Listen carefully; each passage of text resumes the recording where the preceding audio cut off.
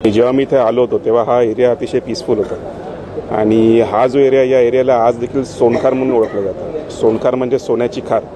आज आपण बघाल आपल्या मागच्या बाजूला बुद्धेश्वर मंदिर आहे, या बाजूला काही साऊथ इंडियन मंदिर आहेत, चर्च आहे, एका बाजूला आपल्याकडे शाळा आहे। अशा एरियामध्ये नॉर्मली जर समजा तुम्ही बघाल तर सिनियर सिटीजन, महिला आणि लहान मुलं यांचं वास्तव्य जास्त असतं आणि अशा वास्तव्य असणाऱ्या एरियामध्ये जर समजा आपण एखादा वाईन शॉप ओपन करणार असो आणि वाईन शॉप ओपन केल्यानंतर देखील तुमचं वागणं जर समजा असं असेल की आम्ही कसेही वागू, कशीही बॉटल टाकू, कुठेही बॉटल टाकू, तर हे काही योग्य नाही। ही गोष्ट निशांत भगत यांच्या माध्यमातून आंदोलन करून जर समजा सोडवण्याचा प्रयत्न होत असेल तर आम्ही निश्चितपणे त्यांचा साथ देऊ। दुसरी गोष्ट, आज इथे बऱ्याचशा महिलांनी हे सांगितलं की आम्हाला इकडे सेफ वाटत नाही, महिला म्हणून मला सेफ वाटत नाही। मी आज एक पुरुष आहे आणि मी जेव्हा जर समजा ऑफिसला गेलेलो आहे, मला जर समजा लेट झालं ऑफिसवर नाही यायला, तर माझी वाईफ, माझी बहीण, माझी वहिनी जी कोणी असेल ती सुरक्षित घरी पोहोचेल की नाही याची देखील साशंकता माझ्या मनामध्ये निर्माण होते।